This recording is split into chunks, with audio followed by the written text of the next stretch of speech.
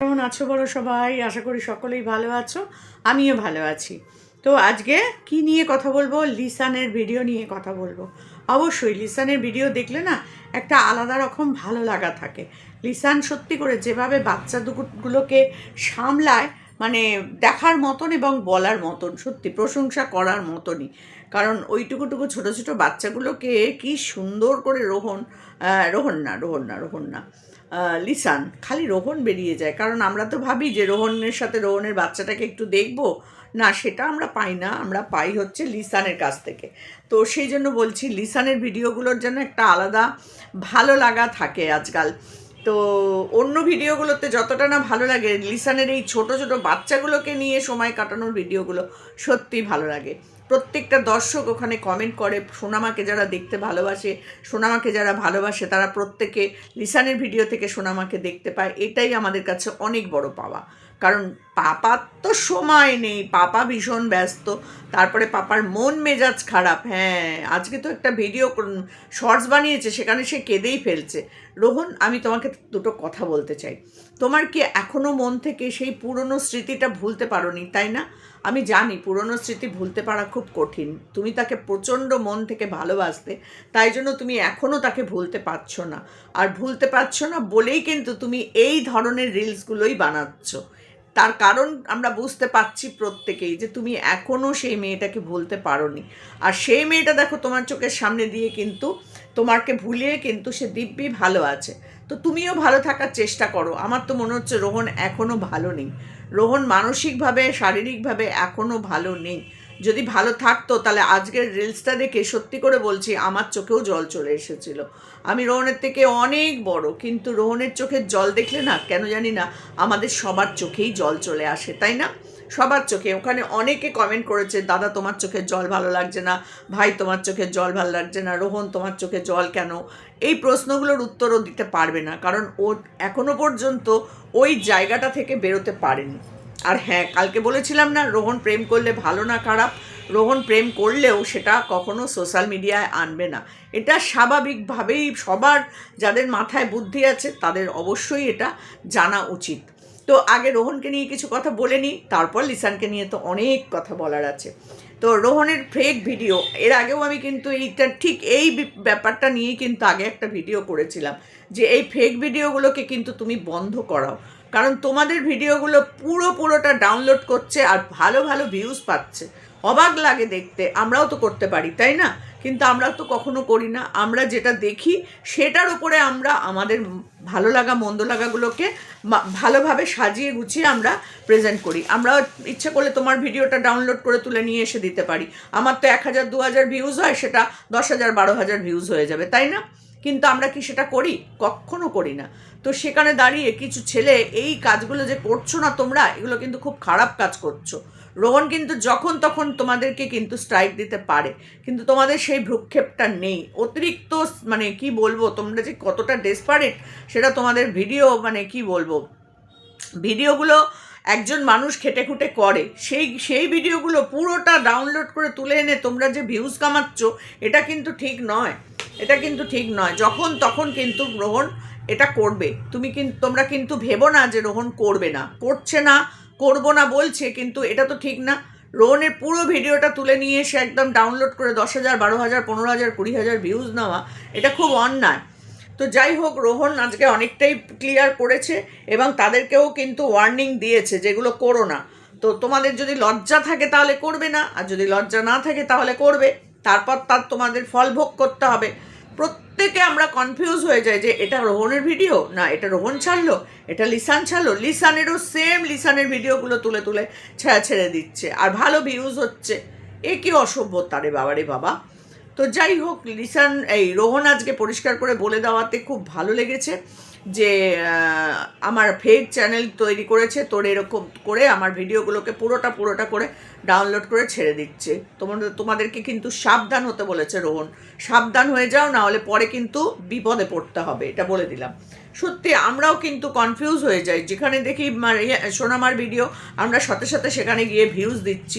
প্রত্যেকটা মানুষ কিন্তু ওই চ্যানেলটাকে ভাবতো তোমার চ্যানেল। আমি কিন্তু প্রথম থেকেই বলেছি যে এটা ফেক চ্যানেল, এটা ফেক চ্যানেল।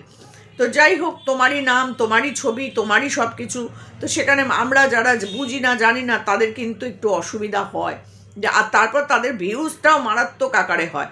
যেটা তোমার হওয়া উচিত সেটা ওরা নিয়ে নিচ্ছে, কি করব বলো? কারণ আমরা তো সোনামাকে ভালোবাসি না, সোনামার ভিডিও যেখানে আসে আমরা সেখানেই চলে যাই। তো তোমার ইনস্টাগ্রামের ভিডিও তুলে নিয়ে এসেও ফেসবুকে ছেড়ে দিচ্ছে, সেটাও আমরা দেখছি, ফেসবুকে নেই, ইউটিউবে ছেড়ে দিচ্ছে, সেটাও আমরা দেখছি, কি করা যাবে বলো? তো তোমার সেই বউয়ের ছবি নিয়ে মনে আছে তো একটা ভিডিও বেরিয়েছিল, যে তুমি তোমার এক বউয়ের পাশে বসে আছো, সামনে মারিয়াম, এই সোনামা। সেই ভিডিওটা 3টে ভিডিও একই থাম্বনেল দিয়ে পরপর 3টে ভিডিও, কিরম অদ্ভুত লাগে না দেখতে? সব কটা ছবি একই ছবি, যে রোহনের বউয়ের পাশে বসে আছে, সামনের সোনামা। কি বিরক্ত লাগে দেখতে, এক এক সময় ভীষণ রাগও ওঠে, কিন্তু কিছু করার থাকে না। তবে তোমার স্টেপ নেওয়া উচিত, আমি বলবো এবার তোমার স্টেপ নেওয়া উচিত। অনেক তো ছেড়ে দিয়েছো, ছেড়ে দিয়ে কি লাভটা হয়েছে? কিছুই হয়নি। লোকের ভালো করলে যে নিজের ভালো হয় তা কিন্তু মোটেও না। আমি এই কথাটাকে একদম মানি না, বাপরে বাপ, লোকের ভালো করলে তোমার নিজের ক্ষতি। তো যাই হোক, সেখান থেকে দাঁড়িয়ে একটাই কথা বলবো, রোহন, পুরনো স্মৃতি, পুরনো সব কিছু ভুলে যাও। আবার তুমি নতুন করে জীবন পেয়েছো, নতুন করে বাঁচো, সোনামাকে নিয়ে বাঁচো। কালকে যখন তুমি রাত্রিবেলা কই মাছ নিয়ে এসেছো, তখন আমি হাঁ করে দেখছিলাম। রাত্রিবেলাতেই ভাবলাম ভিডিওটা করব, কিন্তু অত রাত্রিবেলায় আর ভিডিও দেওয়া তো সম্ভব না, তাই জন্য আর ভিডিও করিনি। খুব ভালো লাগছিল, তুমি সোনামার জন্য কই মাছ নিয়ে এসেছো, 2.5 কেজি কই মাছ, কম নয়, আর বেশ বড় বড় কই মাছ, বাপরে বাপ, তুমি দেখাচ্ছিলে যে পেটগুলো পর্যন্ত তাদের হলুদ হলুদ লাল লাল হয়ে গেছে। সত্যি কই মাছ এই সময় শীতকালে ফুলকপি আলু টালু দিয়ে করলে বেশ ভালো লাগে খেতে, তাই না? সোনামা কই মাছ খেতে ভালোবাসে বলে তার বাবা দেখো 2.5 কেজি কই মাছ নিয়ে এসেছে, চারটিখানি কথা। তো খুব ভালো লাগলো রোহন, এইভাবে তুমি মেয়ের সাথে থাকো, সময় কাটাও, সব কিছু করো।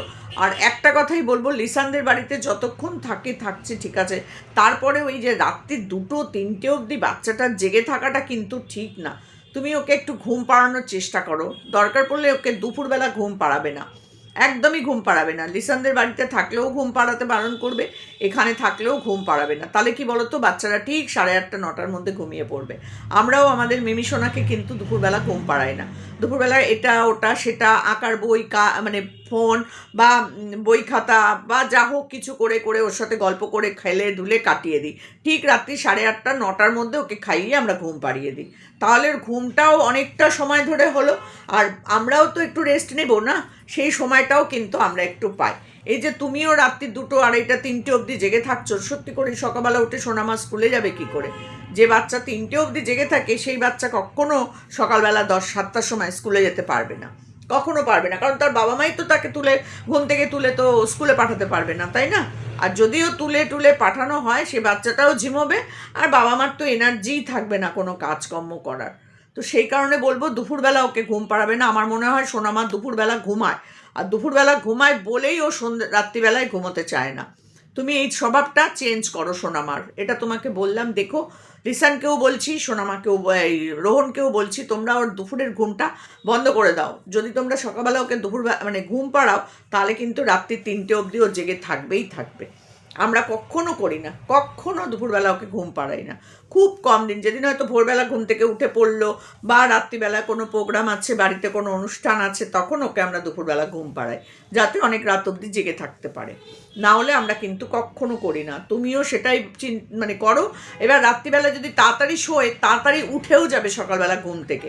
আর যদি সকালবেলা তাড়াতাড়ি ঘুম থেকে উঠে যায়, তাহলে তুমি ঠিক টাইমে কিন্তু তাকে স্কুলেও পাঠাতে পারবে।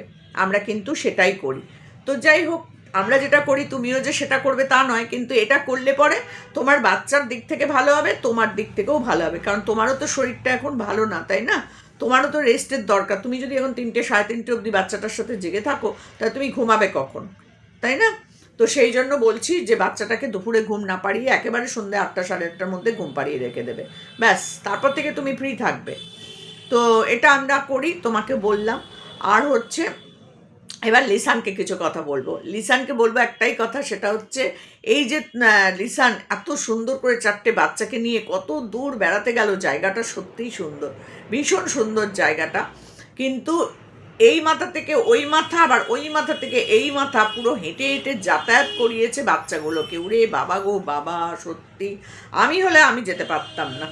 সত্যি বলছি আমি যেতাম না, যেখানে আমাকে টোটো থেকে নামিয়ে দিয়েছে ওখান থেকেই আমি চারপাশের দৃশ্য দেখতাম, দেখে আবার আমি টোটো করে বাড়ি চলে আসতাম। ওই ব্রিজটা পুরোটা গেছে, আবার পুরোটা ব্যাক করেছে, একবার এই পারের দৃশ্য একবার ওই পারের দৃশ্য। ওরে বাপরে বাপরে বাপ, বাচ্চাগুলো আসলে বাচ্চা তো, ওই জন্য ওরাও তো বোঝেনি। আমি বুড়ো মানুষ বাবা, হাঁটতে পারবো না, কোনো মতে যাবোই না, দেখতে যাব, কিন্তু ঘুরতে ওই হেঁটে হেঁটে ঘুরতে আমি পারবো না। তো খুব সুন্দর জায়গাটা লেগেছে, খুব ভালো লেগেছে। আর সত্যি করে একটা জিনিস মানে ধন্যবাদ না দিলে নয়, সেটা হচ্ছে শাড়ি যে পরিয়েছে, ওদেরকে যে সাজিয়ে দিয়েছে, তাকে অসংখ্য অসংখ্য ধন্যবাদ।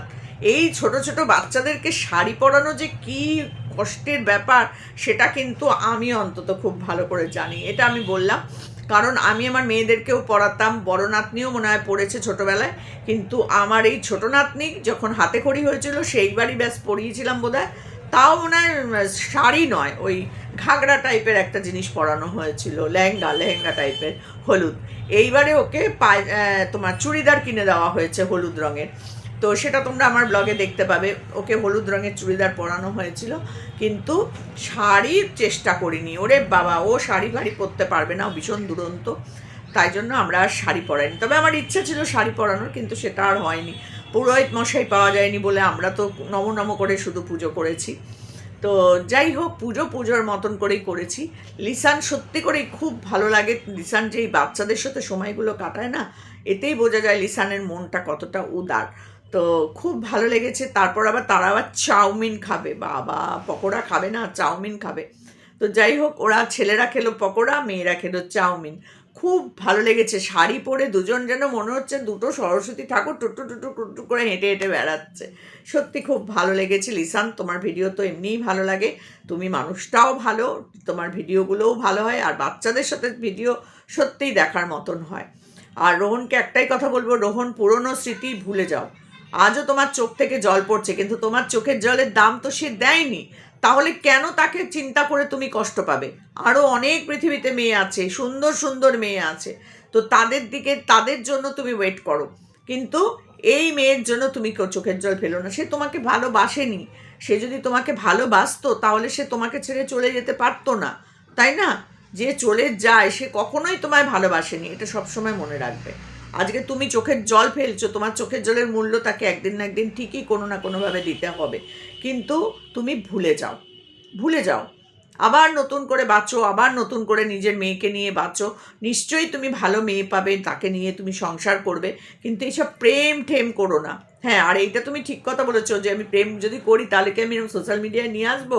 সে তুমি আনবে না, সে আমরা জানি, কারণ তুমি তো মাথা থেকে কাজ করো, মুখ থেকে না, তাই না? তো সেই জন্য বলছি তুমি কখনোই ওটা করবে না, আমরা জানি, কিন্তু যে চলে গেছে সে চলে গেছে, পাস্ট ইজ পাস্ট, এটা মাথায় রেখো। কাশি আমার হবেই, তোমরা এটা কিন্তু অ্যাডজাস্ট করে নিও। তো চলো, সরস্বতী পুজো প্লাস 23শে জানুয়ারি দুটোরই একসাথে তোমাদের শুভেচ্ছা জানালাম। ভালো থেকো, সুস্থ থেকো, সুন্দর করে দিনটা কাটিয়েছো নিশ্চয়ই, আমিও ভালো কাটিয়েছি মেয়ের বাড়িতে। আর চলো, এটুকুনি বলার ছিল। রোহনকে বিশেষ করে যে কথাগুলো বললাম সেগুলো একটু মেনে চলার চেষ্টা করো, নিজেও তাড়াতাড়ি ঘুমাও, বাচ্চাটাকেও তাড়াতাড়ি ঘুম পাড়াও। কালকে লেপের কম্বলের মধ্যে বাচ্চাটা কিন্তু খালি গায়ে ছিল, আর এই সময় হচ্ছে মানে না ঠান্ডা না গরম, না মানে ঠিক মতন গায়ে সোয়েটার দেওয়া যাচ্ছে, না ঠিক মতন গায়ে আবার ফ্যান চালিয়ে থাকা যাচ্ছে। তো সেই জন্য বলছি, যা করবে ভেবে চিনতে করো, কারণ এই ঠান্ডা হাওয়াটা মানে ঘরের মধ্যে একটা ঠান্ডা থাকেই, যতই জানলা দরজা বন্ধ করে থাকি, শীতকাল, কিন্তু আজ হঠাৎ করে দুদিন গরম পড়ে গেছে বলে তুমি বাচ্চাটাকে খালি গা করে রেখো না। ঠান্ডা লেগে গেলে কিন্তু সারাতে কিন্তু খুব কষ্ট হবে, আর সোনামার খুব কষ্ট হবে এখন ঠান্ডা লাগলে। তো সেই জন্য বলছি, জামা একটা পাতলা জামা যেটা পরে নামলো বাথরুমে গেল, ওই জামাটা পরে ওকে শোয়াবে, কোনো একটা পাতলা জামা পরিয়ে ওকে তুমি শোয়াবে। গরম জামা কাপড় পরিয়ে কিন্তু বাচ্চাদের শোয়াতে নেই, বিছানায় কিন্তু গরম জামা কাপড় পরে শোয়াতে নেই। সবসময় পাতলা সুতির জামা বা গেঞ্জির জামা পরিয়ে ওকে রাত্রিবেলা শোয়াবে। আর যখন বাইরে থেকে আসবে, হাত পা মুখ ভালো করে পরিষ্কার করিয়ে গামছা দিয়ে মুছে টুছে মুখটা, সারা মুখে ওকে নাইট ক্রিম তো এখন ওর মাখার না, তোমার কী বলে বোরোলিন, ভালো করে সুন্দর করে ঠোঁট থেকে আরম্ভ করে এই গালগুলো সুন্দর করে বোরোলিন দিয়ে রাত্রিবেলা ওকে শোয়াবে। দেখবে গালগুলোও নরম থাকবে, আর একটুও কোথাও ফাটবে টাটবে না, কিচ্ছু হবে না। ওরকমভাবে ওকে শোয়াবে। আর ঠোঁটে ভালো করে বোরোলিন দিয়ে দেবে, দিয়ে তারপরে ওকে শোয়াবে। দেখবে ও খুব শান্তিতে আরাম করে ঘুমোবে। হাত পাগুলোতে একটু ক্রিম দিয়ে দেবে, যে ক্রিমগুলো বড় বড় কৌটোগুলো পাওয়া যায়, ওই রকম কৌটো একটা কিনে নিয়ে এসে ভালো করে হাত পায়ে সুন্দর করে, ওকে তো পা টিপে দিয়ে ঘুম পাড়াতে হয়, পা যখন টিপবে তখন ওই ক্রিমটা দিয়ে ভালো করে মাখিয়ে মাখিয়ে পা দুটো টিপে দেবে। পাটাও সুন্দর থাকবে, স্কিনটাও ভালো থাকবে, তার সাথে সাথে ওর পা টেপাটাও হয়ে যাবে।